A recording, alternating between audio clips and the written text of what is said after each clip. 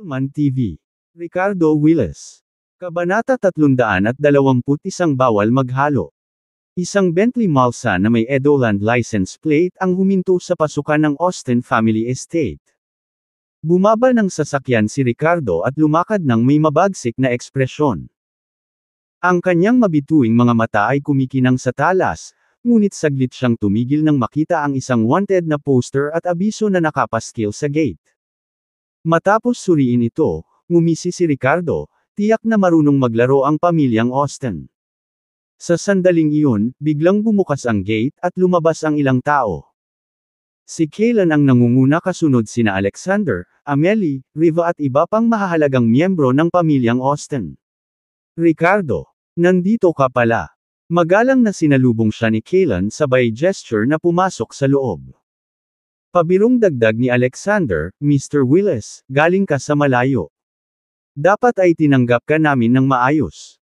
Ngumuso si Ricardo, Kaylan, alam mo kung bakit ako nandito. Huwag mong subukang umarte na parang walang nangyari.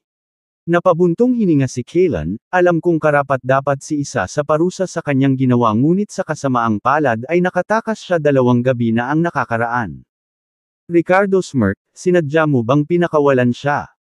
Ang mga miyembro ng pamilya Austin ay hindi nasiyahan sa kanyang mga salita dahil lahat sila ay maimpluwensyang mga tao sa capital city habang si Ricardo ay isang tao lamang na naglakas loob na harapin sila ng buong tapang. What do you mean let him go? May responsibilidad ba tayo sa pag-aalaga sa anak ko? Galit na itinuro ni Amelie ang daliri kay Ricardo. Willis, huwag kang masyadong mayabang. Alam mo ba kung saan ito? This is the Austin family. Ang mabituing mga mata ni Ricardo ay biglang naging matalas nang ang mapanganib na liwanag ay kumikislap sa loob nila. Maya-maya lang ay may narinig na malakas na sampal. Malakas na sinampal ni Kaylan sa mukha ang kanyang manugang. Manahimik ka nga. Laging nanay ang naninira sa anak niya. Kung dinidisiplina mo sana siya ng maayos, hindi sana haantong sa ganito. Alam ng bastos na yun na may problema siya pero wala man lang lakas ng loob na manatili at harapin ito. Naisip ba niya kung anong kahihinatnan ang maaaring maranasan ng iba pang pamilya dahil sa kanya? Tumingin si Riva kay Ricardo na may pagmamakaawa. Ricardo, hindi mo ilalabas ang galit mo sa buong pamilya ha? Lumingon si Kaylan kay Ricardo at same time na nagsalita. Ricardo, itinanggi na ng pamilya Austin si isa at pinutol na ang lahat sa kanya. Kami pa nga mismo ang nagulat ng kanyang mga nakaraang krimen at makikipagtulungan sa mga awtoridad para mahuli siya. Matiim na tinitigan ni Ricardo si Kaylan. Kaylan, isa lang ang tanong ko sa iyo, hindi na ba talaga bahagi ng pamilya Austin si isa? Madiin na tumanggo si Kaylan. Oo, totoo. Kung hindi ka naniniwala sa akin, ikaw na mismo ang pumasok doon at tumingin sa paligid. At kung mahanap mo nga siya, hindi ako magsasalita kung punitin mo ang hamak na iyon sa 1,000 piraso. Huminto muna siya bago mahinang idinagdag, sana lang. Huwag kang mag-impulsive at manakit ng mga inosenteng tao. Nang marinig ang palitan na ito ni Kaylan at Ricardo, na-tense ang lahat. Inosente. 5 taong gulang pa lang ang anak ko. Naisip ba ni isa ang pagiging inosente niya nang sinubukan niyang patayin? Malamig na tumikim si Ricardo bago nagpatuloy sa pananakot na tono, sa pagkakataong ito ay ililibre ko ang iba pang miyembro ng iyong mahal na pamilya dahil magkaibigan tayo noon. Ngunit kung malaman ko na kahit sino sa iyong angkan ay nauugnay pa rin kay isa sa anumang way. Huwag mo akong sisihin sa pagdurog ng lahat dito. Ang kanyang malakas na boses ay umalangaw sa bawat sulok ng kanilang paligid habang ang isang nakakatakot na aura ay nagmumula sa kanyang katawan.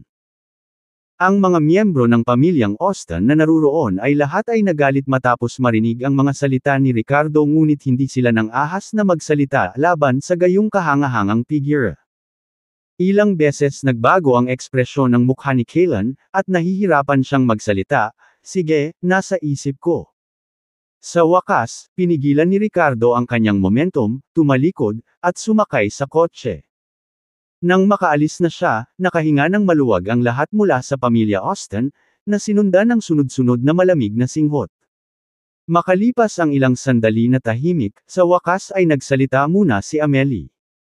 Her expression was full of disdainful anger, crush the Austen family.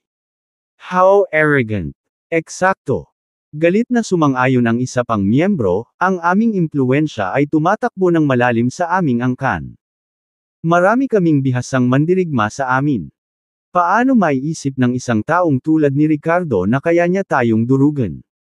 Sino bang may lakas ng loob na magsalita ng mayabang? Sa tingin mo ba ang apat na pangunahing pamilya ng kapital ay isang pangalan lamang? Kung sinaktan mo kami ng lantaran ngayon, hindi ka makakaalis ng buhay, Ricardo. Ang iba pang mga pangunahing miyembro ng pamilyang Austen ay nagngangalit din ng kanilang mga ngipin. Sa sandaling ito, tumingin si Riva sa mga taong ito at hindi napigil ang mapangiti. Noong nandito pa si Ricardo, bakit hindi kayo masyadong matigas? Cut it out.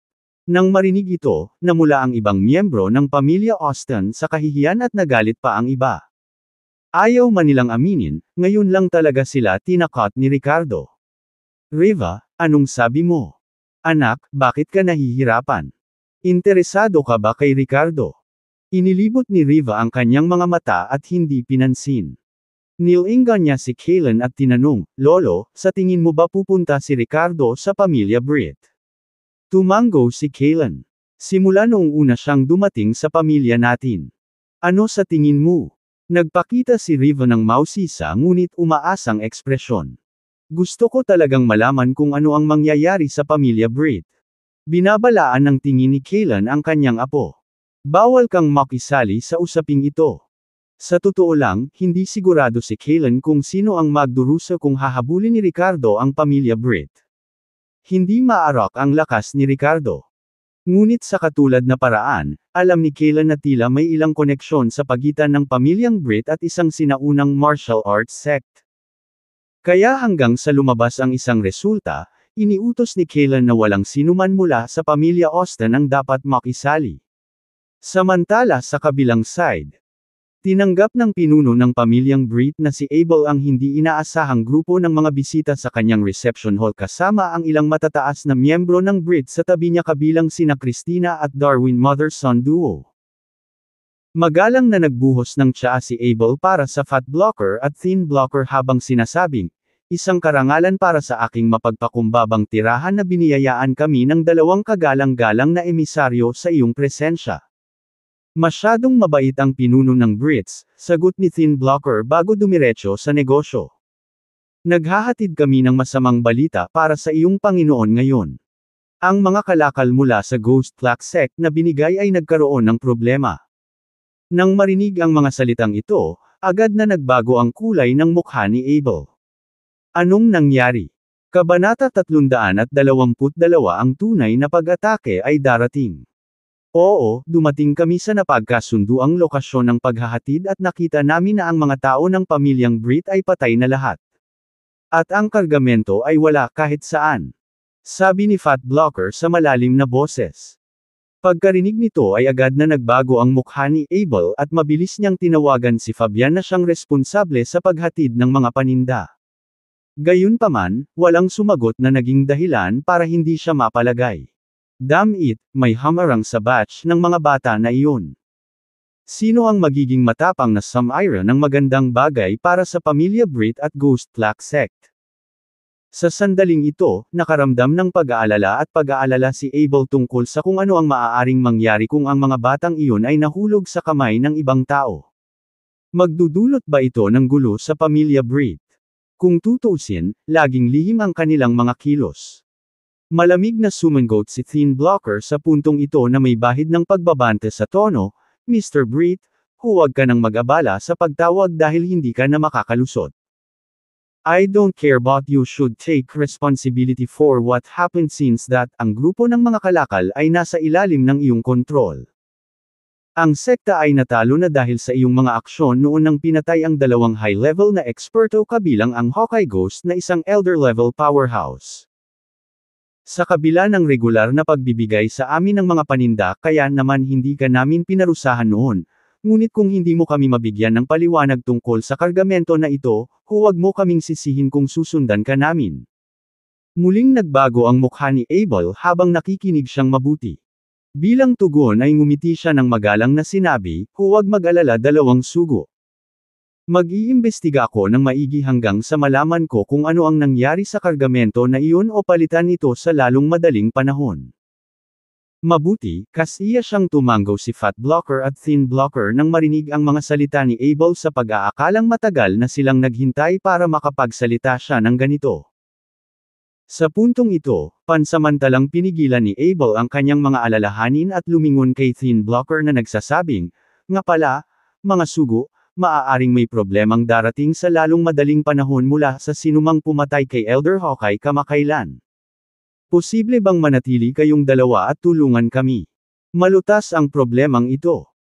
Bagamat ipinatawag na niya ang lahat ng nangungunang eksperto ng pamilya Britt bilang paghahanda sa posibleng pagdating ng Ricardo, at nakipag-ugnayan na rin sa kanilang mga koneksyon sa distrito ng militar ng kapital, mas maraming tulong ang palaging tinatanggap. Sa oras na ito, dumating ang dalawang eksperto mula sa Ghost Black Sect kasama ang kanilang mga tauhan, isang welcome addition talaga. Kung pumayag silang tumulong, hindi na kailangang gamitin pa ang mga koneksyon ng distrito ng militar. Mas mabuting huwag gumawa ng masyadong ingay at iwasang masangkot sa anumang gulo para sa pamilya Britt. Oh, is it guy named Ricardo? Nagbago ang mukha ni Fat Blocker sa mga salitang ito habang nagtatakang tanong niya. Mukhang seryoso rin si Thin Blocker nang marinig ang balitang ito. Yes, that guy. Isa itong magandang pagkakataon para ipaghiganti mo ang kapwa mo miyembro ng sekta. Tumanggo si Abel habang nagsasalita. Gayunpaman, nang marinig ang panukalang ito, ang Fat Blocker at Thin Blocker ay nagpalitan ng tingin ngunit nanatiling solemna. I advise you. If there is any way to negotiate with Ricardo regarding your grudges against him and settle things peacefully through talks instead of violence, umiling si Fat Blocker bago nagpatuloy. Sinasabi ko sa iyo ngayon na ang lakas ni Elder Hawkeye ay higit pa sa atin. Namatay si Hawkeye sa kamay ng taong iyon. Hindi rin natin siya mapapantayan, seryosong dagdag ni Thin Blocker. Bahagyang nagbago ang mukha ni Abel nang magtanong siya sa mahinang boses, kahit na magkasama tayo sa mga nangungunang eksperto natin at kabkuban siya. Nang marinig ang tanong ni Abel, tumingin si Thin Blocker sa mga naruroon mula sa pamilyang Britt bago nanunuya, idagdag sila. Makakatulong ba ito? Nang marinig ang mga salitang ito, ang mga naruroon mula sa pamilyang Britt ay agad na nagpakita ng galit at kawalang kasiyahan sa kanilang mga mukha. Anong ibig mong sabihin? Galit na sigaw ng isang kalbong matipunong lalaki. Umuumbok ang kanyang mga kalamnan habang naglalabas ng aura ng napakalaking kapangyarihan sa paligid. Ang kanyang pangalan ay Tiger Britt aka Tigreten, isa sa pinakamalakas na mandirigma na nagtrabaho sa ilalim ng utos ng pamilyang Britt habang isa siya sa ilang mga pinuno ng underground na puwersa sa loob ng capital city. Ang kanyang lakas ay umabot na sa pinakamataas nito pagkatapos ng Transmutation Force na ang ibig sabihin ay half-step Grandmaster level. Karamihan sa mga ilegal na pakikitungo na isinagawa ng mga Britt ay pinamamahalaan ng impluwensya ni Tiger. Literal lang ang sinabi ko, walang pakialam na sagot ni Fat Blocker. Narinig ni Tiger ang mga salitang ito pagkatapos ay biglang nagpakita ng layuning pumatay. Parang gusto na niyang makipaglaban agad sa Fat Blocker. Ngunit sa sandaling ito, ikinaway ni Abel ang kanyang kamay at binigyan siya ng tingin. Tumawa ang pinuno ng pamilyang Britt at ilang beses na kumikislap ang kanyang mga mata, sinabing, dalawang sugo, sa pagkakaalam ko, ang lakas ni Ricardo ay parang hindi ganoon kakilakilabot. Wala pang 10 araw ang nakalipas ay isa lamang siyang lalaking pinatay ng Elder Hawkeye sa ilang segundo.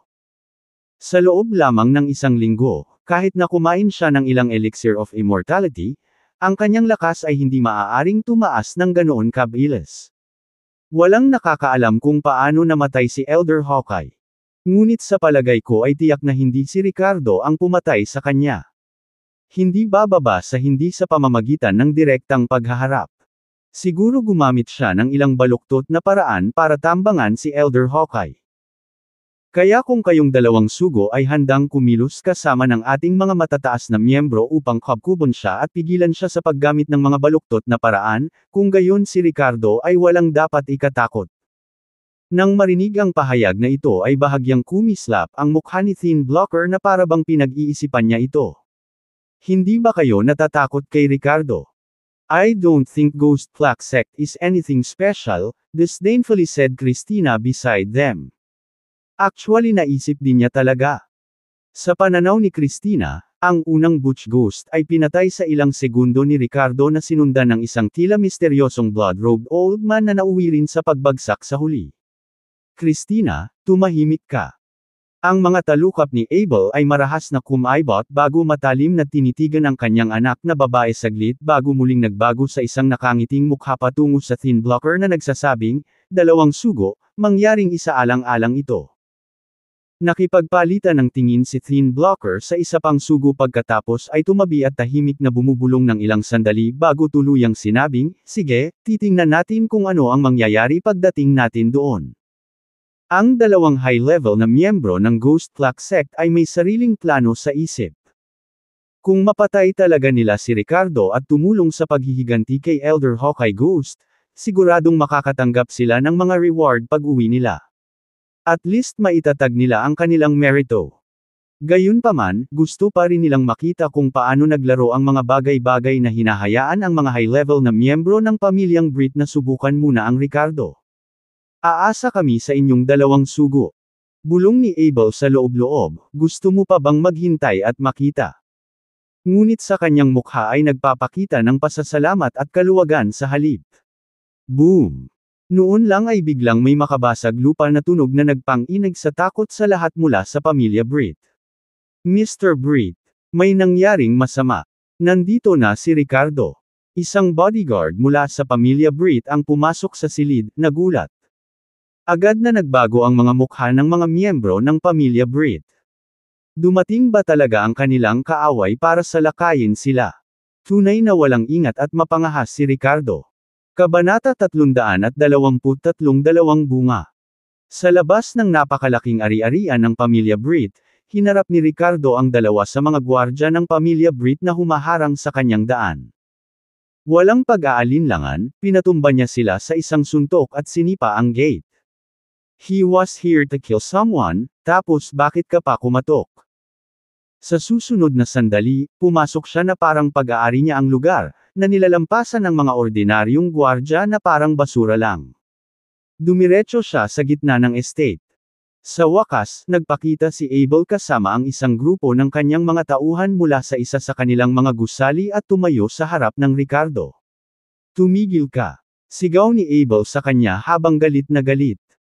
Ang iba pang mga miyembro at eksperto mula sa pamilyang Brit ay may mga mukha na puno ng galit at layuning pumatay sa kabila ng pag-alam na maaaring talagang dumating si Ricardo upang salakayin sila. Hindi nila maiwasang magalit nang makita siyang nanggugulo sa kanilang lupain. Ito ang pamilya Brit. Paano nang ahas ang isang tao na kumilos ng walang ingat at hindi nagpakita sa kanila ng anumang paggalang? Tinitigan ni na Christina at Darwin si Ricardo na puno ng gulat ang ekspresyon habang pilit silang nagtatago sa likod ng ilang matataas na miyembro mula sa pamilya Brit. Damn it! Talagang hinabol sila ni Ricardo hanggang sa makarating siya dito. Samantala, tumayo si Thin Blocker sa likod ng lahat kasama ang ilang mga disipulo mula sa Ghost Plaque Sect sa kanyang tabi. Pinili nilang manatiling neutral sa ngayon. Malamig na kumikinang ang mga mata ni Ricardo habang inis kanya ang lahat ng naruroon bago direktang nilock kina Christina at Darwin sa mga nakatayo sa harapan niya. Ang kanyang puso ay nag-uumapo sa matinding galit at pamatay na hangarin sa mag-inang duo na ito na hindi maganda ang pakikitungo sa kanya sa kabila ng lahat ng ginawa niya para sa kanila. Minsan na niyang isinapanganib ang lahat sa pamamagitan ng pagmamadali sa nakamamatay na gabing iyon upang iligtas ang buhay ni Christina nang siya ay tinarget ng Blood Mirror Reflections. Gayunpaman, agad siyang binalingan ni Darwin nang hindi nagpakita ng anumang pasasalamat o pagpapahalaga sa kanyang ginawa.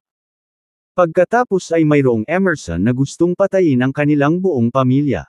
Kahit si Terence ay nasugatan ng husto habang pinuprotektahan siya. Sakto lang na namagitan si Ricardo kaya nakatakas sila ng hindi nasaktan. Pero kahit noon pa man, ipinagpatuloy pa rin ng mag-inang ito ang pagtrato sa kanya na parang dumi. Umabot pa sila sa pagkuha ng Butch Ghost para lang matanggal siya ng tuluyan. Sa wakas, idinawit pa nito ang mga nangungunang eksperto tulad ng Hawkeye Ghost. Kung hindi natagpuan ni Ricardo ang espiritual na bukal sa kanyang bayan at gumawa ng isang pambihirang tagumpay sa kanyang lakas, ang mga kahihinatnan ay hindi maiisip. Hindi lamang siya mismo ang mamamatay, ngunit ang kanyang anak na babae at si Miranda o iba pang mga tao sa paligid niya ay maaaring magdusa din. Kaya naman, sa harap ng mag-inang pares ng kasamaang ito na gumanti ng kabaitan ng puot, gusto lang silang patayin ni Ricardo. Napag-isipan din niyang gumamit ng iba pang paraan tulad ng pag-set up ng geomancy killing game para patayin sila. Gayunpaman, sa ganoong paraan ay nakaramdam si Ricardo na medyo palihim at naagrabyado pa nga.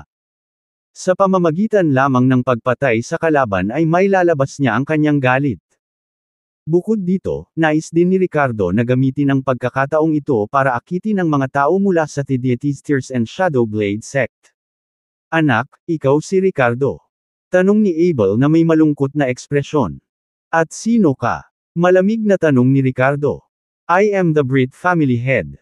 You brazenly broke into my family like this. What do you want? Ha?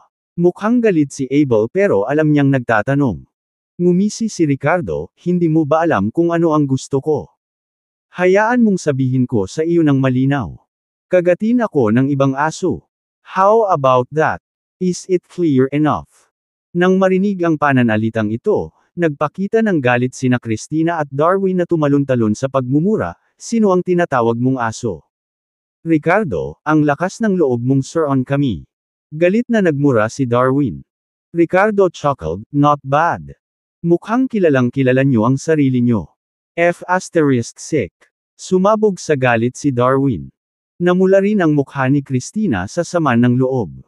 Sa puntong ito, huminga ng malalim si Abel, ang yabang mo talaga.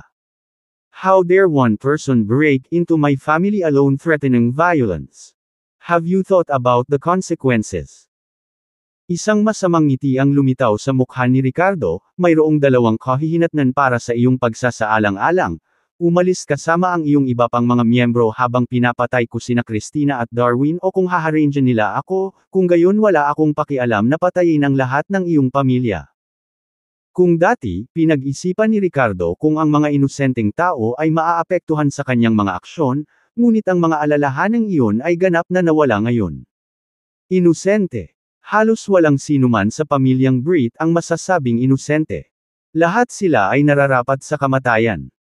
Ang mga bagay na pinilit ni Fabian sa pamamagitan ng pagtatanong ay nagparamdam kay Ricardo ng galit sa ngalan ng sangkatauhan mismo. Mayabang. Sige, gusto kong makita kung may lakas ka para suportahan ito, sabi ni Abel na may makapal na hangin sa mukha. Ang iba sa pamilya Brit ay nagpakita rin ng kanilang galit at bangis. Pumalakpak, pumalakpak, pumalakpak. Sa sandaling iyon, tumalon ang mga maliksi na figure mula sa iba't ibang direksyon sa looban. Lahat ito ay mga eksperto mula sa pamilyang Brit, na nagpapalabas ng mabangis na aura habang nakakulong sila sa tila mahinang figure ni Ricardo. Ano pang hinihintay mo? Patayin mo siya. Malakas na sigaw ni Christina sa puntong ito. Feeling confident with their numbers advantage, she had a proud and cruel smirk on her face as she looked at Ricardo with vicious eyes. Dahil kumakatok siya sa ating pintuan, libangin natin siya para hindi isipin ng iba na wala tayong kapangyarihan. Malamig na utos ni Abel at winagiway ang kamay. Kasunod ng utos ng kanilang pinuno, isang grupo ng mga bihasang mandirigma mula sa pamilyang Brit ang agresibong sumugod sa Ricardo nang walang pag-aalinlangan. Habang papalapit sila sa kanya ng malapitan, sunod-sunod na naglunsad ng mga pag-atake sa Ricardo, karamihan ay mga nakamamatay. Mabangis na kumikislap ang mga mata ni Ricardo habang nakaharap sa paligid ng lahat. Sinuntok niya palabas at lumipad paatras ang ilang miyembro ng pamilya Brit habang dumudura ng dugo at nabasag ang kanilang mga laman loob. Sa paggalaw ng isang paa na parang talam ng palakol, mas maraming miyembro ang nahulog na parang mga tangkay ng trigo sa kanyang harapan. Sa pulutong ng mga tao na walang humpay na umaatake sa kanya mula sa lahat ng panig na parang baliw na lobo na kumakapit sa biktima, para siyang tigre sa gitna ng mga tupa. Ano? Paanong naging malakas ang lalaking ito? Kinakabahang bulalas ni Darwin nang makita ang eksenang ito sa harap ng kanyang mga mata. Bumaling siya kay Abel na may pag-aalalang ekspresyon, "Lolo, anong gagawin natin? Paano magiging walang takot si Ricardo laban sa napakaraming bihasang mandirigma?" Malamig na tumikim si Abel na walang sinasabi bilang tugon. Sa halip ay lumingon siya kay Tiger sa tabi niya, "Ano sa tingin mo?" The top fighter within the Brit family hummed disdainfully while staring intently at Ricardo. "Master. Based on what I'm seeing here, this guy seems about equal to me." Mahigpit niyang pinagalitan ang kanyang mga ngipin bago bumigkas ng dalawang salitang puno ng pamatay na layunin, pero mamamatay. "Good. Patayin natin siya." Malungkot na tumanggaw si Abel sa katumahol ng marahas. Sa sandaling matapos siyang magsalita, umungal ng malakas si Tiger sa kasumugod patungo sa Ricardo na puno ng hanggerang pumatay. Kabanata 324 siya ay malakas lamang sa ibabaw. Si Tiger at 7 iba pang mga numero ay sumulong sa tabi niya. Lahat sila ay mga tunay na eksperto na nagtrabaho para sa pamilyang Brit, lahat sila ay mas malakas kaysa sa Transmutation Force.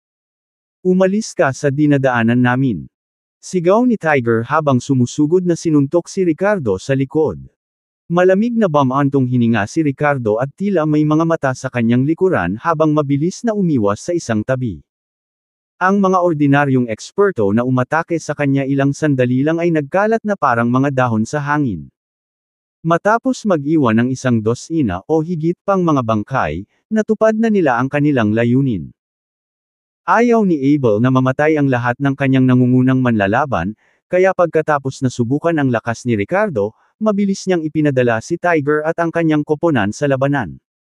Samantala, si Fat Blocker ay nanunood mula sa likuran ng may labis na interes habang sina Ricardo at Tiger ay lumaban.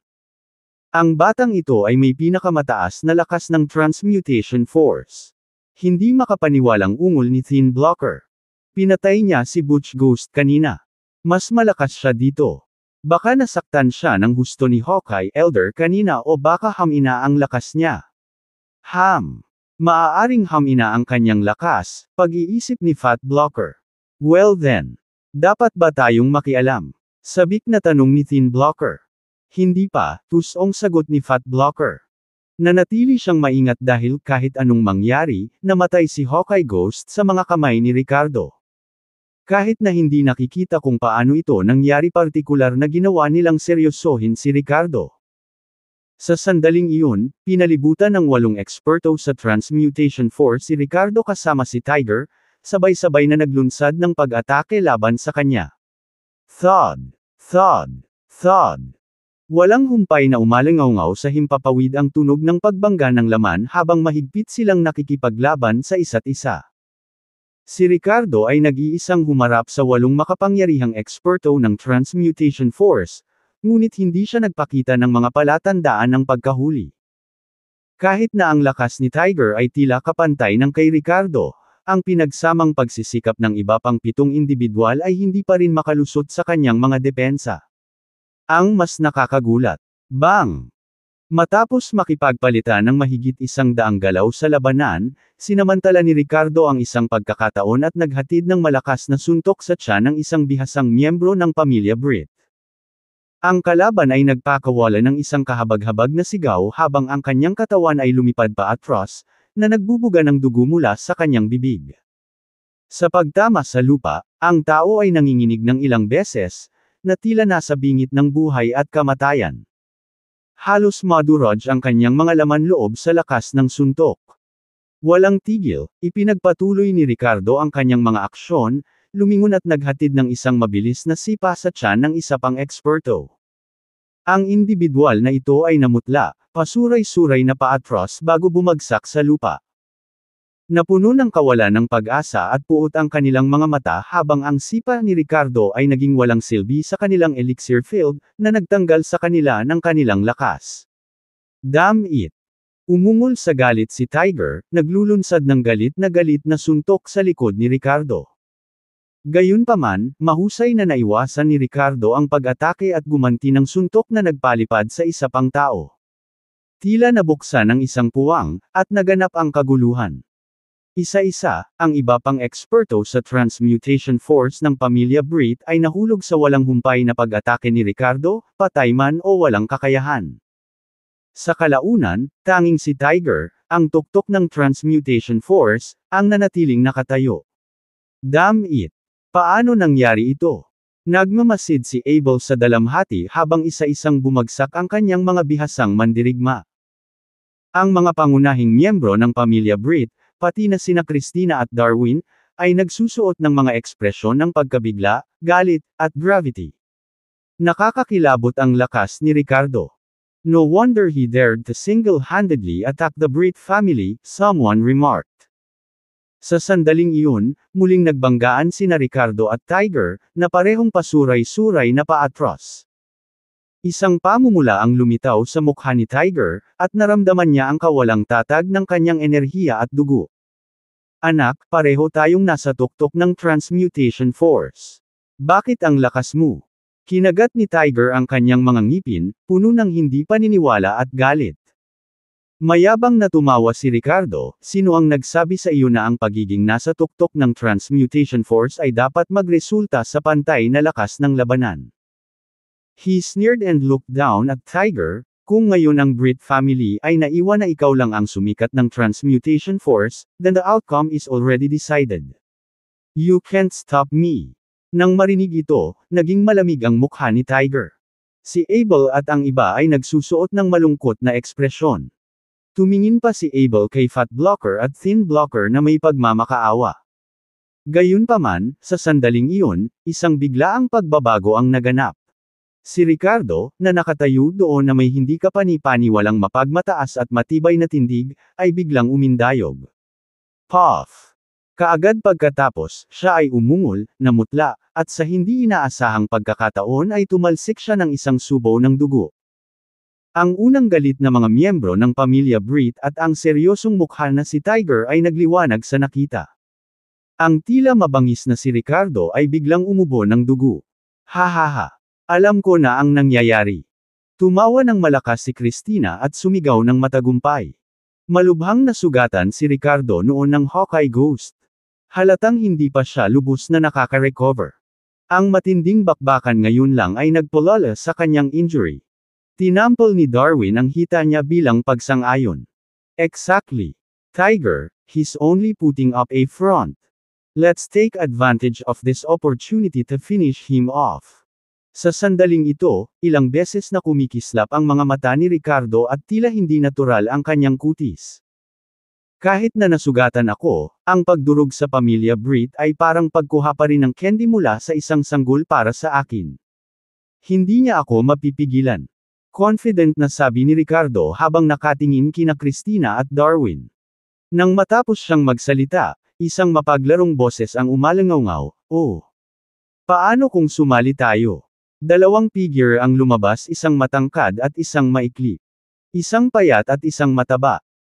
Nang makitang lumitaw ang dalawang taong ito mula sa Ghost Black Sect pagkatapos samuka ng dugo si Ricardo habang tila nasugatan ang sarili, bahagyang napangiti si Abel mula sa pamilyang Brit. Sa wakas ay gagawa na ba ng kanilang hakbang ang dalawang sagong ito? Kayong dalawang pangit na bastos. Sino kayo? Tanong ni Ricardo na biglang nagbago ang ekspresyon. Mga ugly bastards. Pinatay mo ang Hawkeye Elder natin.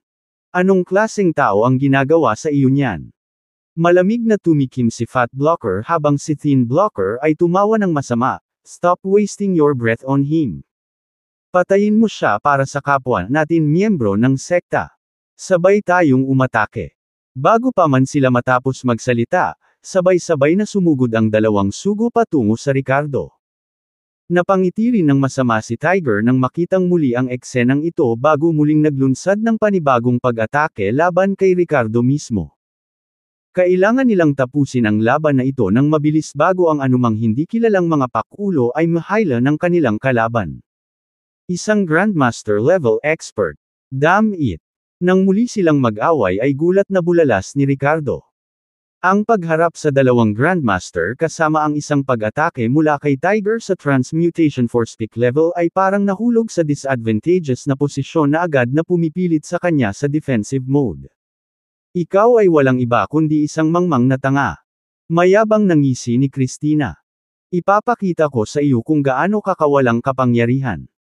To which Darwin added, masyado kang mataas ang tingin mo sa sarili mo. Kabanata 325 Hitsura.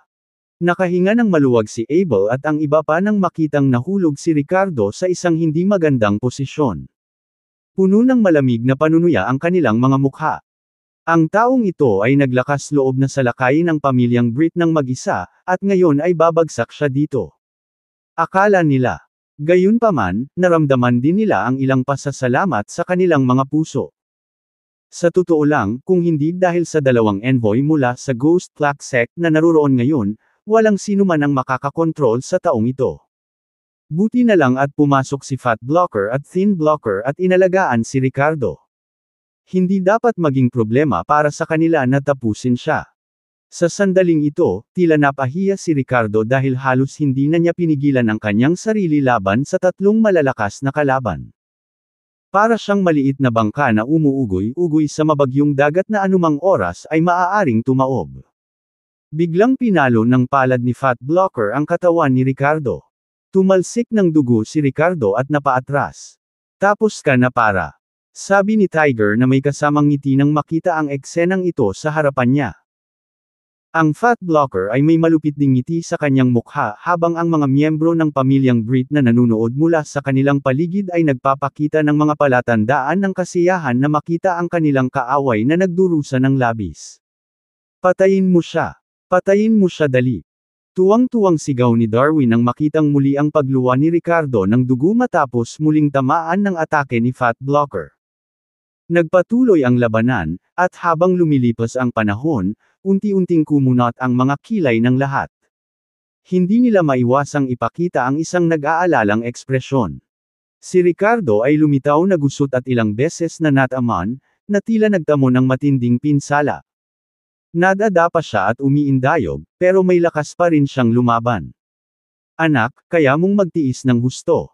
Ngumisi si Thin Blocker at sinabing. Biglang bumaril ang kanyang mahabang braso, ang mga daliri ay parang sa mga hayop, na tinutukan ang lalamunan ni Ricardo. Isang bakas ng pangungutya ang sumilay sa mga mata ni Ricardo, at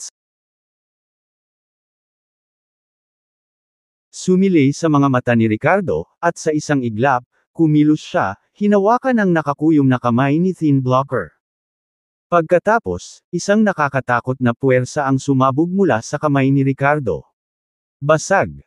Sa malutong na tunog, ang kanang kamay ng dalubhasang antas ng Grandmaster na ito ay umikot ng husto sa kabilang direksyon, na direktang napilayan ni Ricardo. Ah! Yung kamay ko! Isang malungkot na sigaw ang pinakawalan ni Thin Blocker at mabilis na umatras. Nagbago ang mga ekspresyon ni Fat Blocker at Tiger nang magpakita sila ng nakakatakot na hitsura. Anak, anong klaseng lakas ang taglay mo? Gulat na bulalas ni Fat Blocker. Si Tiger ay likas na umatras, pinapanatili ang isang ligtas na distansya mula sa Ricardo.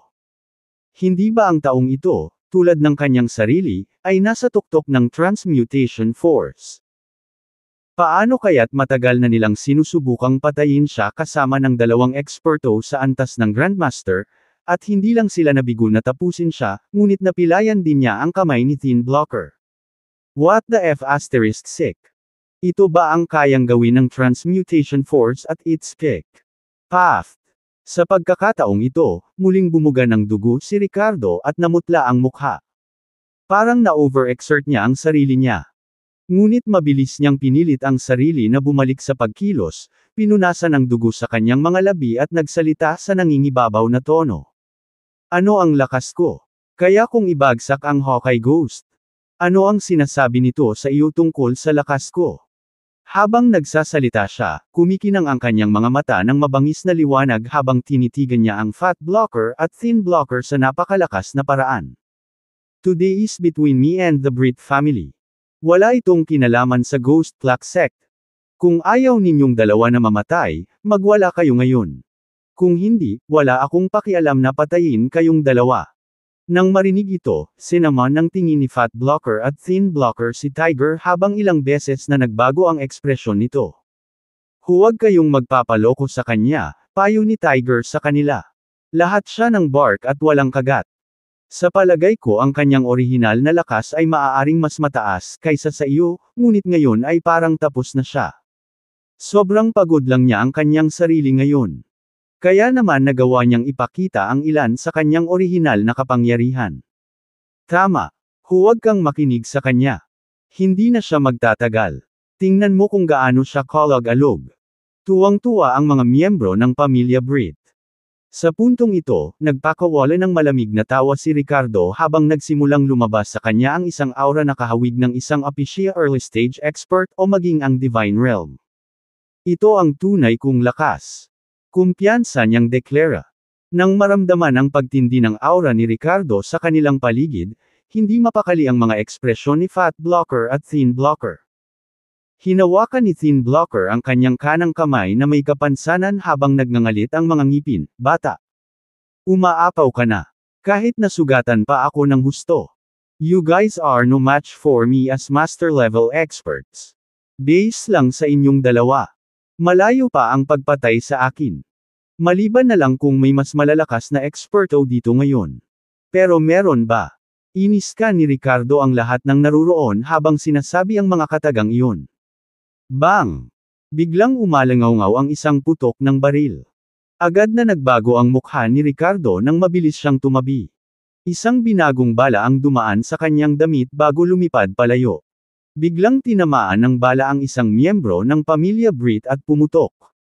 Lahat ng naruroon ay nagulat at natakot. Umalangaw-ngaw sa hangin ang tawanan nang lumitaw ang dalawang figura, na nagmumula sa mapanganib na enerhiya habang papalapit sila. Ang isang figure ay maliit ngunit armado ng iba't ibang armas, habang ang isa naman ay isang lalaking nakatuxedo na naglalaro ng mga tarot card at may nakakatakot na ngiti. Sila ay si Gunpowder Empress at Lucifer, mga matataas na miyembro ng Deities Tiers na ipinadala upang patayin si Ricardo. Hawak ng Gunpowder Empress ang isang malaking gintong revolver sa kanyang kamay at hinaipan ito ng mapang-akit gamit ang kanyang mapupulang labi. Nagpaputok siya ng nakakamatay na putok kanina. Mas maraming tao ang pumasok sa estate ng pamilyang Brit, lahat ay nakasuot ng mga mandirigmang skiola na may hawak na matatalim na espada na may nakakatakot na presensya sa kanilang paligid. Nakapusod ang kanilang pinuno na gumagalaw ng ritmo habang naglalakad patungo kay Abel na nagtanong kung sino sila. "Ako si Miyamoto mula sa Shadow Blade Sex Divine Realm," kumpiyansa na sabi ni Miyamoto habang gutom na nakatitig kay Ricardo gamit ang kanyang espadang umuugong ng nakakatakot. Pagkatapos ay naglabas si Lucifer ng isa pang tarot card na nagtatampok ng kamatayan mula sa kanyang deck habang nakatingin kay Ricardo ng may panganib. "So isa ka sa mga elite fighter ni Prayosha na pumatay kay Dante Black at Hades. Iginuhit ko itong card para sa iyo kanina para hulaan ang kapalaran mo. Humanda kang yakapin si kamatayan." Kabanata 326 na mas tumpak ang aking mga card. Habang nagsasalita sina Miyamoto at Lucifer, ang pamilya Brit at ang dalawang emisaryo mula sa Ghost Black Sect ay may ngiti sa kanilang mga mukha. Nandito pala ang magkabilang grupo para patayin si Ricardo. Lalo na nang ihayag ni Miyamoto ang kanyang sarili bilang isang Divine Realm powerhouse, lahat ay nagulat at nasa sabik. Gayunpaman, nang makita sina Lucifer at Miyamoto kasama ang iba pang mga eksperto sa Shadow Blade Sect na lumitaw, ang mukha ni Ricardo ay napangiti din. Parang napakasama. "Ricardo, kita mo ba? Ikaw ang nagdala nito sa sarili mo. Hahaha." Tawa ni Darwin. "Masyadong marami kang naging kalaban saan ka man pumunta. Ngayon, tapos ka na." Sabi ni Tiger sabay hinga ng malalim. Pilyong tumawa si Gunpowder Empress habang nakatingin kay Ricardo na parang biktima sa pakikipaglaban ng mga nakulong na hayop. Ang kanyang Prayosha na wika ay nakakagulat na matatas habang tinutukso siya, nakakatuwa. Isang lalaking Prayosha na nagngangalang Willis na makapagpapatibay sa atin laban sa kanya. "Kahit na mamatay ka ngayon, ito ay dapat na isang karangalan.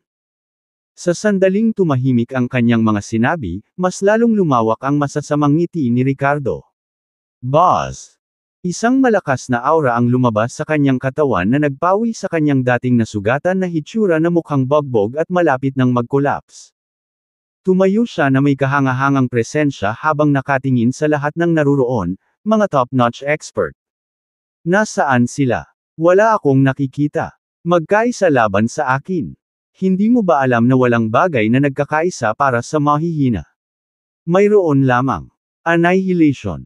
Deklara niya sa mapang utos na tono bago humagalpak ng tawa. Pagkatapos ay sinugod niya ang Divine Realm Powerhouse ng Shadow Blade Sect na si Miyamoto nang walang pag-aalinlangan dahil naakit na niya sila sa pamamagitan ng pagkilos na nasugatan kanina. Ano pa ba ang natitira pang gawin kundi lumaban? Nag-iba ang ekspresyon ng bawat isa matapos maramdaman ang napakalaking kapangyarihan ni Ricardo, lalo na sina Tiger, Fat Blocker at Thin Blocker na kakalaban pa lang niya kanina ay nakaramdam ng kakaibang bagay sa loob nila. Hindi ba dapat ito ay isang taong lubhang nasugatan? Ang buong tao ay tila biglang naging out-of-body sword, at ang matalas na ugali ay tila pumailanglang sa langit. Patayin! Sabay-sabay nating salakayin siya. Huwag kang magpigil. Naramdaman ni Miyamoto na siya ang pangunahing target ni Ricardo at agad na sumigaw, hawak ang kanyang battle sword habang umaarangkada siya. Ang iba ay hindi rin maluwag, sunod-sunod ang pag-atake sa Ricardo. Lahat, magkalat ngayon. Namilog ang mga talukap ni Abel sa mapilit na pagsigaw. Alam niya na malapit nang sumabog ang isang malaking labanan sa pagitan ng mga master. Kung sila ay nahuli sa crossfire, ang mga ordinaryong miyembro ng pamilya Britt ay maaaring patay o masugatan. Whoosh! Alam din ng iba kung ano ang nangyayari at nagkalat na parang mga ibon at hayop na nagsisikap na lumayo sa gitna ng larangan ng digmaan kung saan sumiklab ang labanan. Sa puntong ito, hinarap ni Ricardo ang isang nakakatakot na line-up ng mga kaaway. Sina Lucifer at Miyamoto ay parehong eksperto sa Divine Realm. Ang Fat Blocker, Thin Blocker at Gunpowder Empress ay parehong master-level powerhouses. Bilang karagdagan sa pagiging isang makapangyarihang master, ang Gunpowder Empress ay isa ring eksperto sa maiinit na armas. Bilang karagdagan sa mga taong ito, naroon si Tiger na umabot sa pinakamataas na antas ng lakas ng Transmutation Force kasama ang isang grupo ng mga eksperto mula sa Ghost Black Sect pati na rin ang malalakas na mandirigma sa ilalim ng Miyamoto. Sa pagsasama-sama ng gayong mga puwersa, dapat madali para sa kanila na paksay ng isang regular na unit ng hukbo na binubuo ng libu-libong sundalo ng hindi pinagpapawisan. Gayunpaman, nang kaharap ang mga taong ito, ipinakita ni Ricardo ang paghamak sa kanyang mukha. Napakaganda ng tunog ng mga eksperto sa Divine Realm ngunit kinakatawan lamang nila ang mga unang antas ng apesya. Samantala, ang lakas ni Ricardo ay umabot na sa pinakamataas na antas ng apesya. Ang mas mataas na lakas ay tumaas sa bawat mas maliit na antas ng puwang bago ito naging mas malaki kaysa dati. Higit pa rito, maaaring patayin ni Ricardo ang mga powerhouse ng core formation na lampas sa kanyang sariling antas ng madali. Kung si Lucifer man ang nag-claim ng kanyang sarili bilang isa sa International Death List o ang Martial Saint ng Shadow Blade Sect na si Miyamoto, hindi nila alam kung ano ang kanilang kinakaharap. Hindi nila alam na kapag kaharap ang mga tinatawag na top-notch expert na tulad nila, tinatago pa rin ni Ricardo ang karamihan sa kanyang tunay na kapangyarihan. Bakit gumamit ng sledgehammer sa pagpatay ng manok? Upang makitungo sa mga taong ito, hindi kailangan ni Ricardo ng higit sa 10% ng kanyang buong lakas. Pinigilan niya ang sarili sa yugto ng kalagitnaan ng apesya habang umaarangkada patungo sa maraming kaaway. Sumugod si Ricardo patungo sa Miyamoto. Gayunpaman, ibinaba ni Miyamoto ang kanyang talim ngunit ang tanging natanggap niya mula sa kanya ay isang suntok lamang na sinalubong ng ulong laban dito. Klang! Sa isang iglap, ang tunog na dulot ng banggaan sa pagitan ng kamao at talim ay kahawig ng ginawa ng ginto at bakal na tumatama sa isa't isa. Kapansin-pansing nagbago ang mukha ni Miyamoto, at agad na bumagsak ang kanyang kamay, dahilan para direktang lumipad palabas ang kanyang battle sword. Boom! Kaagad pagkatapos, sumuntok muli si Ricardo, at ang kanyang malakas na tunay na enerhiya ay bumuo ng isang solidong imprint na walang awa na tumama sa dibdib ni Miyamoto. Ang Divine Realm Powerhouse na ito mula sa Shadow Blade Sect ay tinusok ng fist imprint ang kanyang katawan, na nag-iwan ng butas ng dugo. Ito ay isang nakakagulat na tanawin. Nanlaki ang mata ni Miyamoto at tumingin sa sarili. Mabilis na nawala ang kinang sa kanyang mga mata. Sa sandaling ito, hindi na nag-abalang tingnan pa siya ni Ricardo. Lumingon siya at sa halip ay tumitig kay Lucifer. Swish! Inihagis ng numero 1 powerhouse ng Dark World Deathlist ang card na Death God kay Ricardo. Ang card ay pinasukan ng lakas ng loob at nagdulot ng malakas na hangin habang lumilipad ito patungo sa lalamunan ni Ricardo. Ang lakas ng card na ito ay tiyak na hindi mas mababa sa isang bala na tumusok sa baluti. Gayunpaman, sa susunod na sandali, walang kahirap-hirap na nahuli ni Ricardo ang Death God card sa pagitan ng dalawang daliri. Pagkatapos ay hinawakan niya ito ng mahigpit bago naging isang after image na sumugod kay Lucifer. Swish! Matapos mag-cross ang kanilang mga figure sa isa't isa, nanigas ang katawan ni Lucifer sa pwesto. Ang sumunod na segundo ay nakakita ng nakakagulat na bloodline na mabilis na lumaki sa kanyang lalamunan. Isang makapal na takot at ayaw ang bumungad sa gwapong mukha ni Lucifer habang tinakpan niya ang kanyang lalamunan gamit ang dalawang kamay na parang pinipigilan ang isang bagay na tumakas sa kanya. Pagkatapos ng ilang paghinga, ang kanyang payat na figure ay bumagsak ng diretso sa lupa na walang buhay. Ngumisi si Ricardo habang hinahagis ang dagwang card na ito sa katawan ni Lucifer. Kung ikukumpara sa iyong mga tarot card, mas tumpak ang aking mga card. Dahil tumpak nilang matutukoy ang oras ng iyong kamatayan. Haze. Gulp. Habang pinagmamasdan nila ang dalawang Divine Realm Powerhouse na magkasunod na bumagsak, ang karamihan ay hindi napigil ang mapasinghap o malunok ng laway sa kaba. Si Abel, Christina, at iba pang nakamasid sa malayo ay nanlaki rin ang kanilang mga mata, nanginginig ang buong paligid. Mayabang na nakatayo doon si Ricardo, kumikislap ang mabituan niyang mga mata sa nangingibabaw ngunit masamang liwanag. Sinabi ko na noon, para sa mga mahihinang tulad ninyo, ang pagsasama-sama ay walang kabuluhan.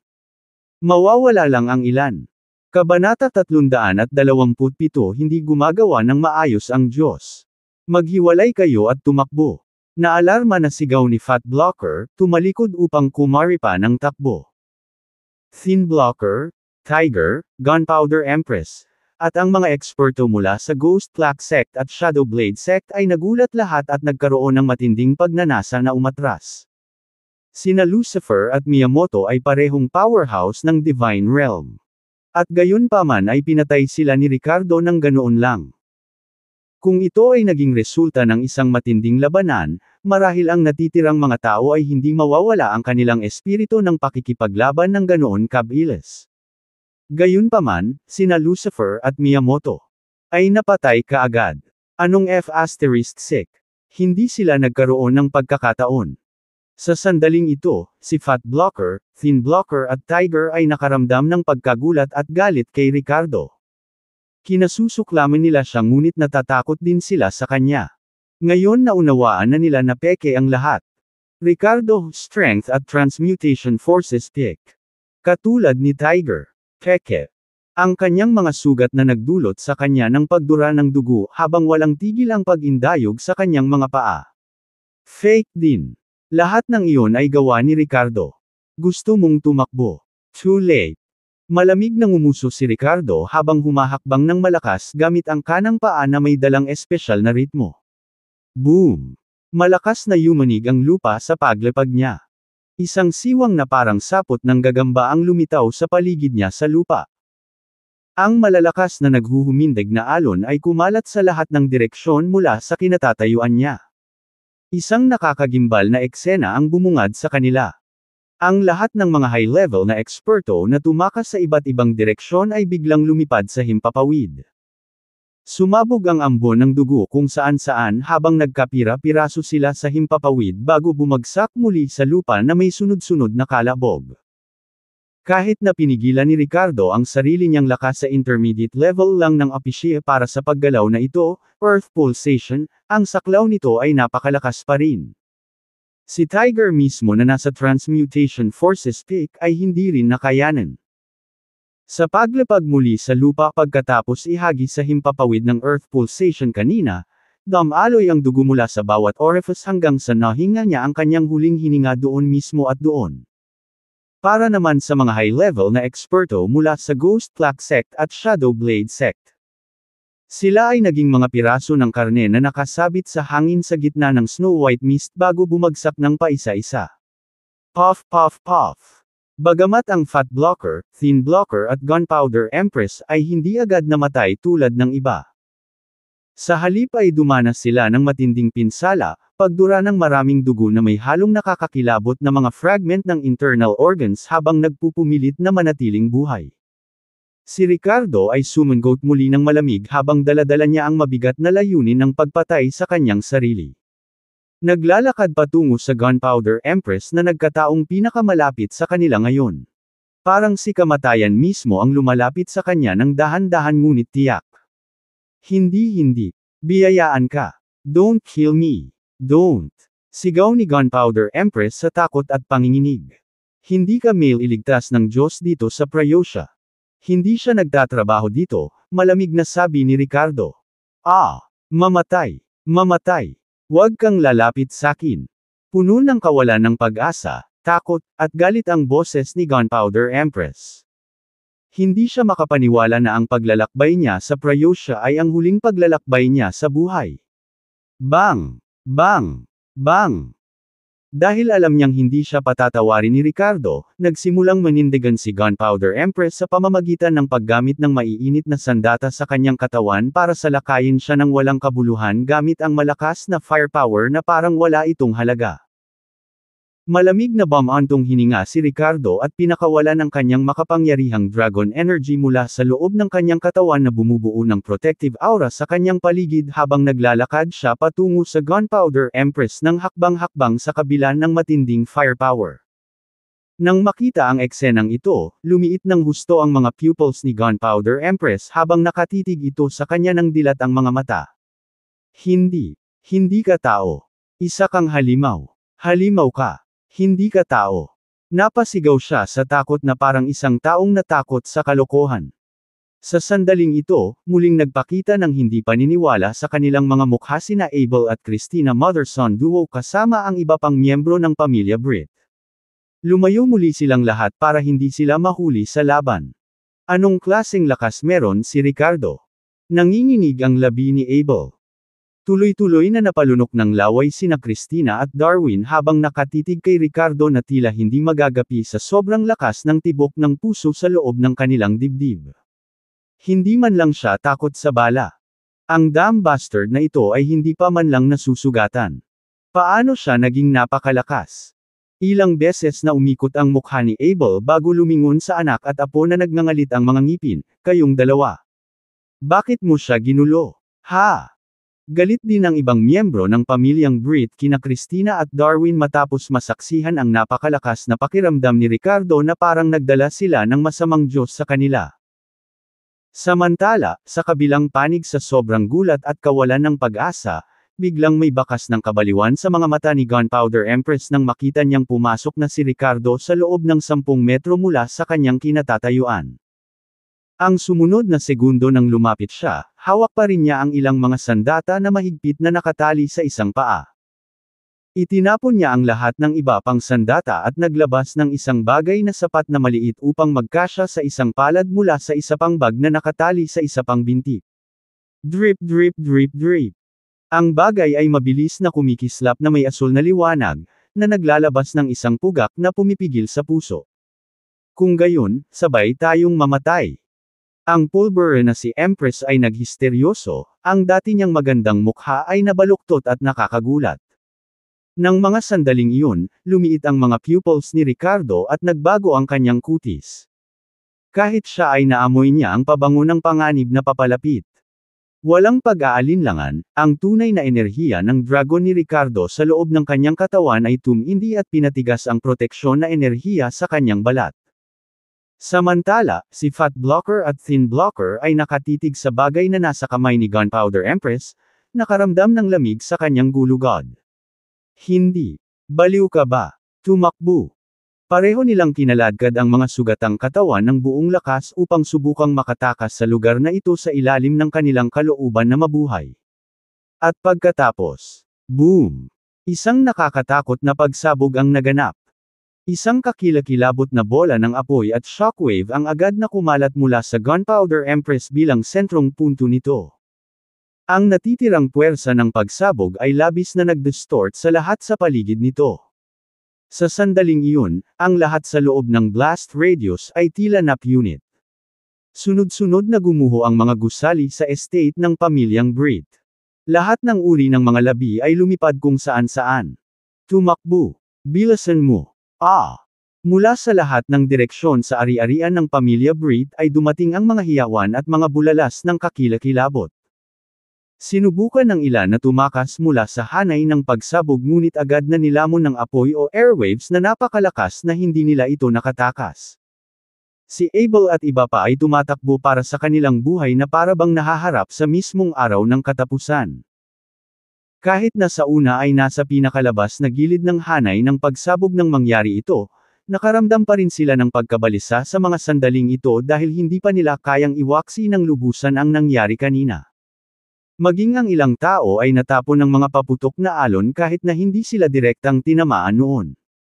Pagkaraan ng ilang sandali, sunod-sunod na gumapang ang mga figure mula sa lupa, bawat isa ay mukhang gusot na may dumi na tumatakip sa bawat pulgada ng kanilang mga mukha. Kasama ni Abel na napailing na parang ipa sa puntong ito habang paos na sumisigaw, tapos na. Tapos na. Kabanata 328 Figure in the Ruins. Flop. Naramdaman ni Abel na nanghina ang kanyang katawan at napaupo siya sa lupa. Habang pinagmamasdan niya ang mga guho sa kanyang harapan, at ang mga nakakalat na mga paa sa di kalayuan, ang kanyang isipan ay umiling. Tapos na. Tapos na ang pamilya ko, ang Breed family. Ang ulo ng pamilya Breed ay sumigaw sa kawalan ng pag-asa. Para siyang tao na nawala ang lahat. Ang mga tao sa paligid niya mula sa pamilya Breed ay nagpakita rin ng matinding kalungkutan. Nagpalitan ng tingin si Christina at ang anak niyang si Darwin na nanginginig ang mga mukha. Ang buong ari-arian ng pamilya Breed ay halos patagin. Walang sabi-sabi na sa ganoong nakakatakot na pagsabog, ang sinumang hindi nakatakas ay tiyak na namatay. Sa pagkakataong ito, hindi lamang nawala ang kanilang tahanan ngunit maraming miyembro ng pamilyang Breed ang namatay o nasugatan kabilang ang ilang pangunahing miyembro. Bukod sa mga wala sa bahay noong pagsabog at mga survivors tulad ni Abel, halos lahat ng Breed family ay namatay. Kasalanan mo ang lahat. You mother-son duo. Bakit mo ginugulo si Ricardo? Kung hindi mo siya ginulo, paano tayo magiging ganito? Dapat mamatay na lang kayong dalawa. Sa puntong ito, isang miyembro ng pamilyang Breed ang humiwalay dito. Namumula ang mga mata nila patungo kina Christina at Darwin. Isinusumpa nila ang mga ito sa pamamagitan ng nagngangalit na mga ngipin habang winawagayway ang kanilang mga kamaunang nananakot sa kanila. Tama. Dahil sa inyo lahat. Nandoon pa rin ang asawa at anak ko sa loob. Pinatay niyo silang dalawa. Sesekailan ko kayong dalawa hanggang mamatay. Mga jinx kayo. Nagdala kayo ng kapahamakan sa amin. Kaagad pagkatapos noon ay maraming iba ang galit na sumugod kina Christina at Darwin na sinuntok at sinipa sila ng walang awang. Baliw ka ba? Anong kinalaman ng mama ko dito? Kasalanan ni Ricardo ang lahat. Tumigil ka na. Sina Christina at Darwin ay binugbog ng husto kaya napahiyaw sila ng hindi mapigilan habang sinusubukang makipagtalo pabalik ng galit na galit sa pamamagitan ng nagngangalit na mga ngipin. Tama na yan. Lahat ay tumigil sa pakikipaglaban. Sa sandaling iyon, malakas na sumigaw si Abel sa katumingin sa mga guho na may dagwang mga mata habang sinasabi niya sa pamamagitan ng nakapikit na mga ngipin, hindi ngayon ang oras para sisihin. Kailangan nating tingnan kung nakaligtas si Ricardo. Nang marinig ang mga salitang ito, lumingon ang lahat mula sa Brits kung saan huling nakita si Ricardo sa ilalim ng mga guho. Siguro patay na siya. Sa isang pagsabog na tulad nito, maging ang mga reinforced concrete na gusali ay magiging mga durog na bato. Paano mabubuhay ang sinuman? Walang paraan na nakaligtas siya.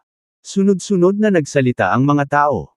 Christina gritted her teeth and spoke with bitterness and satisfaction, nagpakitang gilas ang bastos na yun sa gitna ng pagsabog. Malamang na pira-piraso na siya ngayon. Tama, hindi na siya maaaring mamatay pa. Buti na lang patay na si Ricardo. Kaya nating buuin muli ang pamilya Britt. Hindi ba? Tumango si Darwin sa gilid. Bagamat ang pamilya Britt ay pinatag sa lupa, sulit ito para kay Darwin at sa kanyang ina hanggat si Ricardo ay namatay. Kung tutuusin, kailangan pa nilang bumalik sa Edoland para manirahan, di ba? Sa sandaling ito, lahat ay nakatingin sa mga guho sa kanilang harapan, gustong makita kung ano ang nangyari sa gitna ng pagsabog. Bagamat inakala nilang imposibleng mabuhay pa si Ricardo, gusto pa rin nila ng kumpirmasyon. Gayunpaman, sa sandaling ito ay umusok ang makapal na usok mula sa loob ng mga guho na humaharang sa paningin ng lahat. Sa sandaling iyon ay umihip ang hangin mula sa lahat ng panig na nag-aalis ng ilang usok sa harap ng kanilang mga mata na nagpapakita ng isang figure na lumalabas mula sa gitna ng lahat. Ang figurang ito ay naitim na parang uling mula ulo hanggang paa na may mga damit na punit-punit sa basahan ngunit himalang hindi nasaktan. Ang kanyang matangkad at matatalas na mga mata ay bumungad sa kanyang naaapoy na mukha na nagpamukha sa kanya na mas kapansin-pansing mabangis kaysa dati. Napatingin ang lahat sa figurang ito na may dilat na mga mata na nagpapakita ng mga ekspresyong puno ng pagkabigla at kakilakilabot. Ricardo, paano ito posible? Paano siya mabubuhay pa? Diyos ba siya o multo? Sa isang iglap, si Abel at ang iba ay likas na umatras habang ang ilan ay napaupo pa sa kanilang mga puwitan dahil sa matinding pagkabigla at gulat bago sila kinaladkad pa atras palayo kay Ricardo na tila isang aparisyon na bumalik mula sa kabilan ng kamatayan mismo.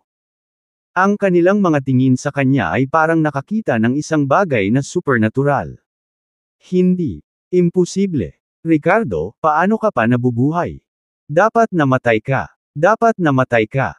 Malakas na tumili sina Christina at Darwin nang makita siyang muli habang pinandilatan ni Ricardo ang dalawa ng malamig na sabi, mamatay man ako o hindi ay wala sa inyo. Pero alam kong mamamatay kayong dalawa ngayon. Nang marinig ang mga salitang ito, nanginginig sina Christina at Darwin na parabang ang pagtingin lamang sa kanyang mga mata ay mabubuksan ang kanilang mga puso na parang hinog na prutas na nahuhulog sa mga puno. At this point, Abel gritted his teeth said, Ricardo, maawa ka. Nawasak na ang pamilya ko dahil sa hindi mabilang na pagkamatay mo, bakit gusto mong patayin din kaming lahat? Ngumuso si Ricardo, kasalanan mo yan, ang pamilyang Britt. Napakaraming kasamaan ang ginawa mo, lahat ng ito ay hindi makatao. Ito ang pagpaparusa sa iyo ng Diyos, ang pamilyang Britt. At ngayon, dapat mamatay sina Christina at Darwin. Ikaw. Namula ang mukha ni Abel sa sinabi ni Ricardo. Nakatitig kay Ricardo na may halong galit at hinala sa mga mata. May alam bang sekreto si Ricardo tungkol sa pamilya Britt? Sa sandaling iyon, maraming sasakyan ng militar ang sumugod sa pinangyarihan. Daan-daang ganap na armadong sundalo ang tumalon at tumakbo patungo sa kanila. Mabilis nilang pinalibutan ng lahat. Nangunguna sa kanila ang isang batang opisyal ng militar na sumulyap sa mga guho sa tabi niya. Hindi napigilan ng kanyang mukha ang pagkibot sa gulat at lungkot. Anong nangyari? Sinong gumawa nito? Malamig na tanong ni Francis Britt. Nang makita ang fully armed team na ito, lalo na nang makita si Francis mismo ay natuwa at naaliw si Abel at ang iba pa. Si Francis ay isa sa kanila mula sa pamilyang Britt. Kahit na hindi direktang nauugnay sa kanila sa pamamagitan ng bloodline ngunit sa halip ay isang malayong miyembro ng sangay. Lalo na para kina Christina at Darwin na walang bakas sa mukha na nawala ang gulat habang nakahinga sila ng maluwag sa loob ng kanilang mga puso. Nakatingin kay Ricardo na may ekspresyon ng pagtatagumpay sa kanilang mga mata. Ito ay isang regular na hukbo. Kahit na si Ricardo ay mas makapangyarihan o mayabang kaysa sa tila sa kanya, hindi sila naniniwala na siya ay maglalakas loob na labanan ang marahas na makina ng bansa bago ang mga tauhan ni Francis. Opisyal, itong lalaking nagngangalang Ricardo ang may gawa nito. Napatay niya ang maraming tao at nagdulot ng isang kakilakilabot na pag-atake ng pagsabog. Bilasan mong hulihin ang kriminal na ito. Hindi. Para maging ligtas, patayin siya sa site. Biglang sabi ni Christina. Si Abel ay asul-bakal din ang mukha habang sumenyas kay Francis gamit ang kanyang mga mata. Ilang beses na pinandilatan ng opisyal ang kanyang tingin bago iwinagayway ang kanyang kamay sa kanyang mga nasasakupan, dalhin mo siya para sa investigasyon. Nang matapos siyang magsalita, sumugod ang ilang sundalo patungo sa Ricardo habang tinutukan siya ng baril. Tumayo doon si Ricardo. Dahil ang kanyang mukha ay itim na itim kaya walang makakakita sa kung anong ekspresyon ang kanyang isinuot. Gayunpaman, may nagyayelong tono na may halong pangungutya nang magsalita siya, based lang sa hearsay evidence, gusto mo akong arestuhin. Kung gusto mong mag-imbestiga, dapat tayong lahat ay magsama-sama di ba? Kabanata 329 na tingnan si Mr. Willis. Boss! Nagsalita si Ricardo, at isang medyo banayad na puwersa ang lumabas sa kanyang katawan, na nagpa-attract sa ilang mga sundalo na kumokontrol sa kanya. Nagbago ang mukha ni Francis nang makita ito. Naglakas loob ka bang lumaban? Kaluskos. Kasabay nito, isang grupo ng mga sundalo ang nagtaas ng kanilang mga baril at itinutok ito kay Ricardo. Ito ay isang tensyon na sitwasyon kung saan maaari nilang hilahin ang gatilyo sa Ricardo anumang oras. Malamig na sanggal ni Ricardo. Ito ba ang tinatawag mong lumalaban? Kung gusto ko talagang lumaban, hindi ko na lang sila pina-atras ng ilang hakbang. Tumitig siya gamit ang nagyayelong mga mata. I advise you not to point your guns at me. It will not work on me, it's only make me see you as enemies. How dare you go against the country's machinery? Tinuro ni Francis si Ricardo at sumigaw ng mahigpit. Ngumisi din si Abel. Ricardo, masyado kang mayabang. Paano ka makakalaban sa marahas na makinarya ng bansa? Pinandilatan ni Christina at Darwin ang bawat galaw ni Ricardo. Kung tutuusin, umaasa pa sila na marahas na lalabanan ni Ricardo ang mga sundalong ito para matapos na siya ng tuluyan. Kahit na siya ay may higit na kapangyarihan kaysa sa dati, walang paraan na siya ay tumayo laban sa buong hukbo ng bansa. Kung ang isang tao ay nang-ahas na sumalakay sa isang hukbong tulad nito ngayon at nagawang makatakas sa pagkabihag, pagkatapos ay sila ay magiging mga takas na kalaunan ay mamamatay o makukulong. Bumaba ang tingin ni Ricardo sa grupo ng mga tao ni Francis na may malamig na mga mata. He said disdainfully, "You guys don't represent anything about our nation's machinery." Matapang ka talaga. Pinipilit mo pa kami sa mga kilos at salita mo, madilim na sabi ni Francis. Alam mo ba kung anong kahihinatnan ang ay dudulot nito? Alam mo ba kung ano ang kinakaharap mo ngayon? Si Abel at iba pang miyembro ng pamilya Britt ay malamig na tumingin kay Ricardo. Bahagyang naningkit ang mga mata, sumagot si Ricardo sa malamig na boses, ikaw ang hindi alam kung ano ang kinakaharap mo ngayon. Noon lang may nangyaring hindi inaasahan. Kasabay ng malalakas na tunog ng preno, 20 o higit pang mga sasakyang militar ang lumitaw sa paligid nila na biglang huminto sa malapit. Whoosh! Pagkatapos ay isa-isang tumalon ang mga matatalim na figure mula sa bawat sasakyan na bumubuo ng mas malaking pagkubkob sa paligid ng lahat na naruroon.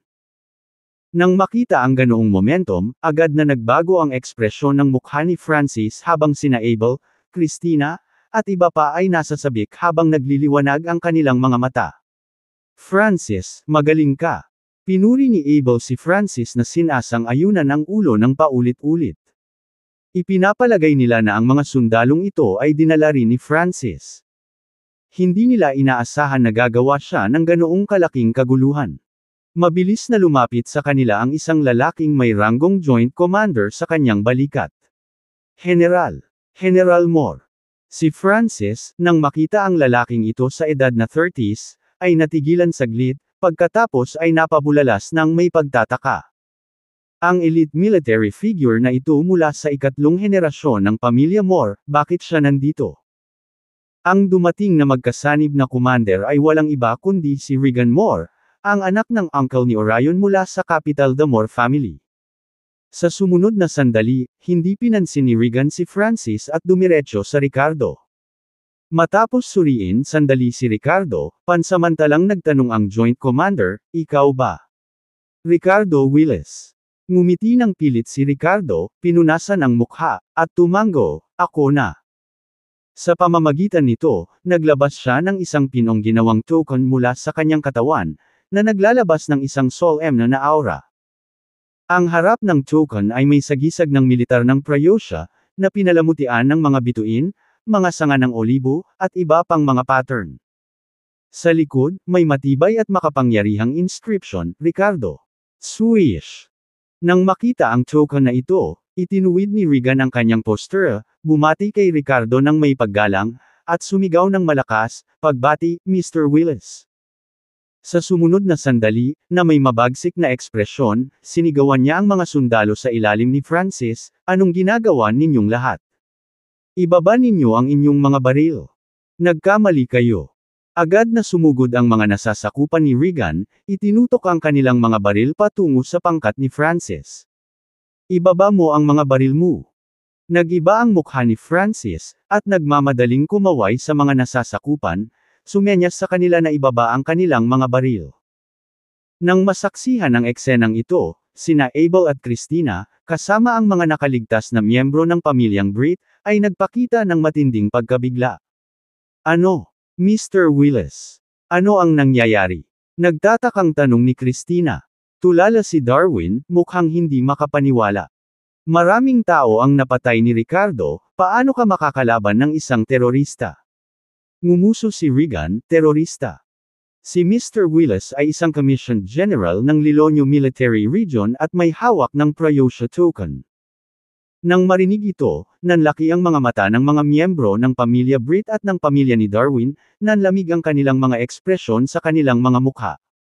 Sa sandaling ito, ang mahigpit na tingin ni Ricardo ay nakalok kina Christina at Darwin. Humakbang pasulong, naglakad siya palapit sa kanilang dalawa. "Ano? Anong balak mong gawin?" Nagtatakang tanong ni Christina na puno ng takot ang mukha. Nanginginig din si Darwin habang nagsasalita, "Ricardo, don't do anything crazy. What are you trying to do? Kahit gobernador ka, hindi mo kayang pumatay ng mga inosenteng tao." Ngumisi si Ricardo at bakas sa mga mata niya ang kalupitan. "Boss!" Si Ricardo ay nagpalabas ng nakakatakot na pressure na direktang nakaapekto kay Darwin at sa kanyang ina. "Tandaan mo ito para sa susunod mong buhay. Buksan mo ang iyong mga mata." Nang matapos siyang magsalita ay biglang nagbago ang mukha ni Christina. She tried to say something pero biglang tumigil ang boses niya nang bumulwak siya ng dugo na may mga internal organs fragments. Ibinuka rin ni Darwin ang kanyang bibig ngunit biglang nagdugo mula sa lahat ng 7 butas bago bumagsak sa lupa. Sila ay mga ordinaryong tao lamang. Bilang isang taong kayang talunin ang mga eksperto sa core formation na lampas sa kanilang antas, madaling pinatay sila ni Ricardo sa pamamagitan lamang ng kanyang pagpindot. Nagulat ang lahat ng naruroon sa eksenang ito. "Ikaw, mamamatay tao ka.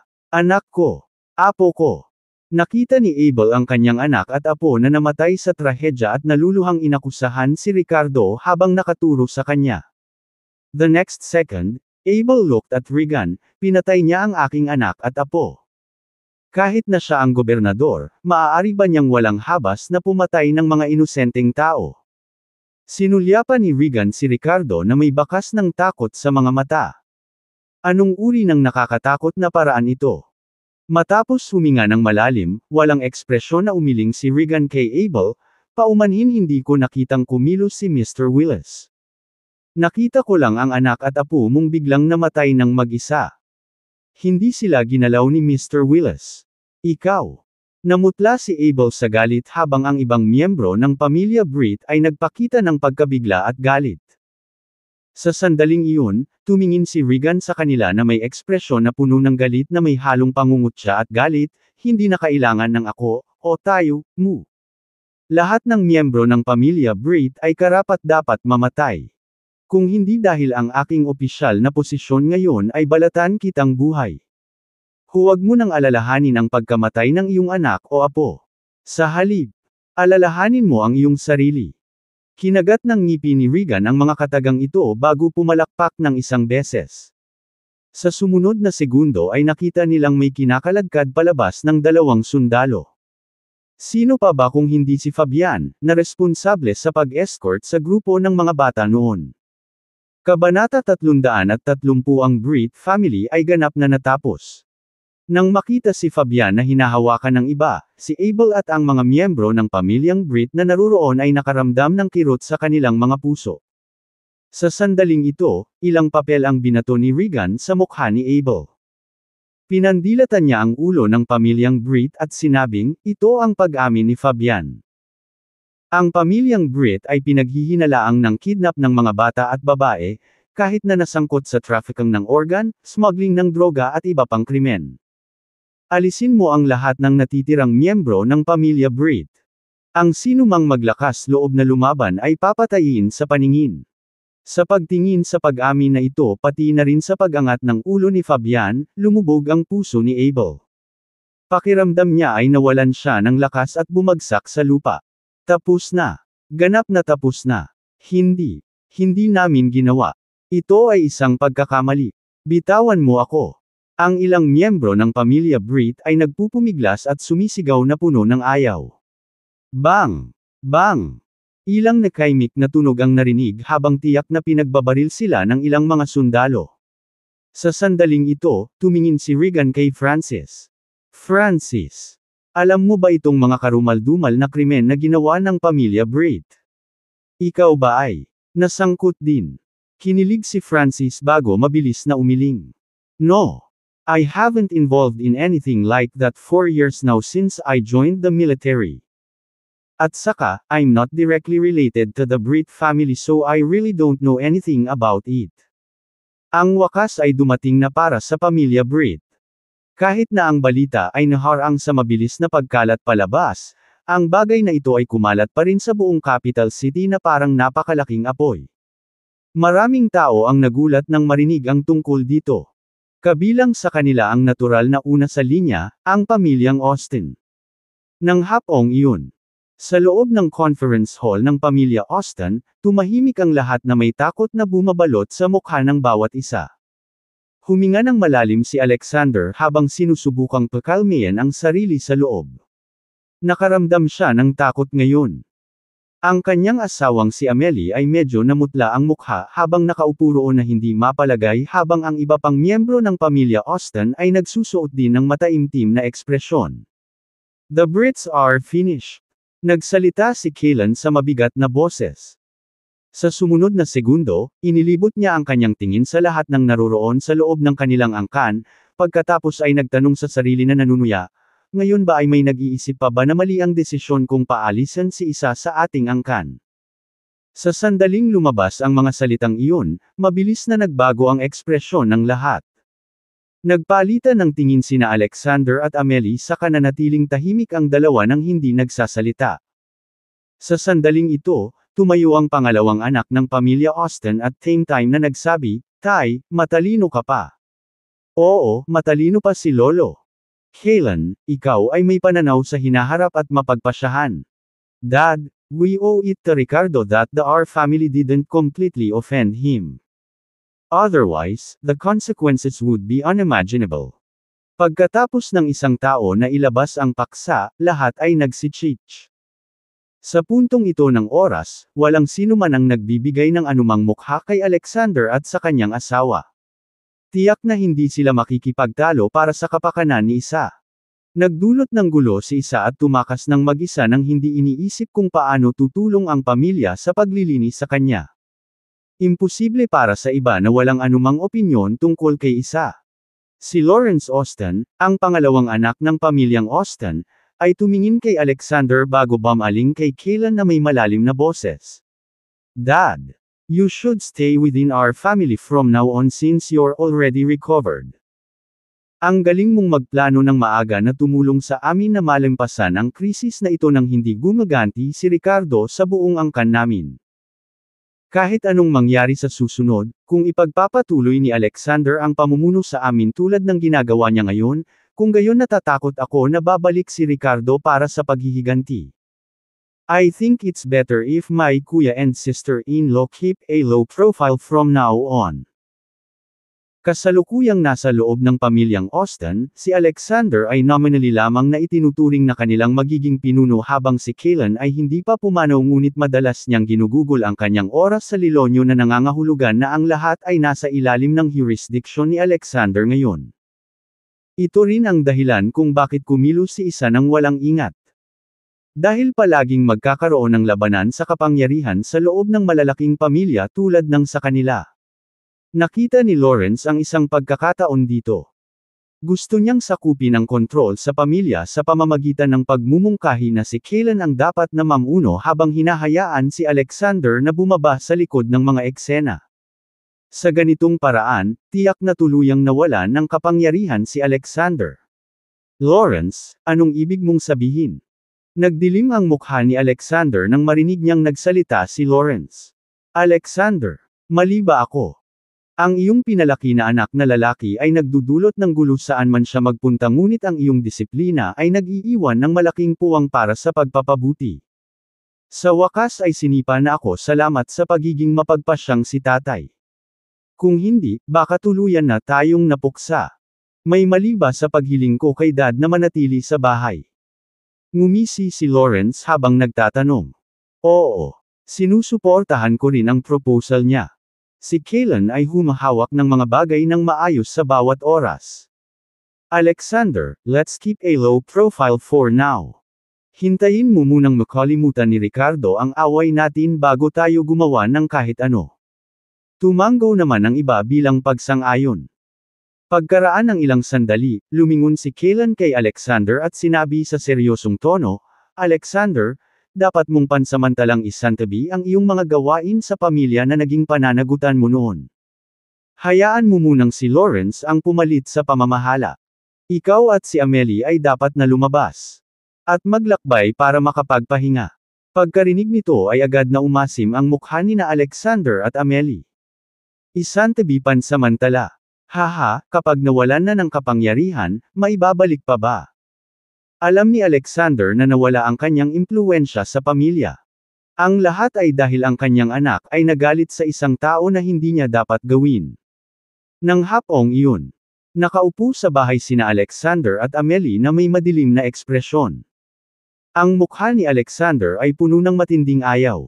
It's okay honey. Gusto lang ng papa mo na mawala tayo pansamantala para hindi natin ma-provoke si Ricardo. Naniniwala ako na in the future, ikaw pa rin ang tatawag sa pamilya. Naglakad si Amelie sa likuran ng asawa at inaliw ito sa pamamagitan ng paghagod sa balikat nito. Diretso na iniwas ni Alexander ang kamay niya na may galit sa mukha habang tinuturo ang asawa na may pag-aakusa. Sinasabi mo pa yan. It's all because of you spoiling that good-for-nothing son of us which caused this big trouble. Namula si Amelie nang marinig ang akusasyong ito ng kanyang asawa habang nagngangalit ang kanyang mga ngipin habang matamang nakatitig sa kanya. Bakit mo inilalabas ang iyong galit sa akin? Si isa ay may kapansanan mula pagkabata. Hindi ba dapat ako maawa sa kanya ng higit sa iba? Pasensya ka na. Iyan ba ang tawag mo dito? Indulgence ang tawag dun. At sa huli ay humantong ito sa kapahamakan. Huwag mong isipin na hindi ko alam. Ipinadala mo ba ang maliit na brat na iyon sa iyong pamilya? Siguraduhin mo ang batang brat na iyon. Nagpapanatili ng mababang profile doon, huwag hayaang kumalat ang anumang chismis kung hindi, mag-ingat na huwag magdala ng gulo sa iyong pamilya. Babala ni Alexander sabay turo sa ilong ng asawa. Nang marinig ni Amelie ang mga salitang ito mula sa bibig ng kanyang asawa, malamig na tumikim si Amelie sa pamamagitan ng pagngangalit ng mga ngipin, magkaroon ng problema kahit sa aking pamilya. Willis dares attack my family. Kung hindi kayang protektahan ng pamilya mo ang anak ko, kaya ng pamilya ko.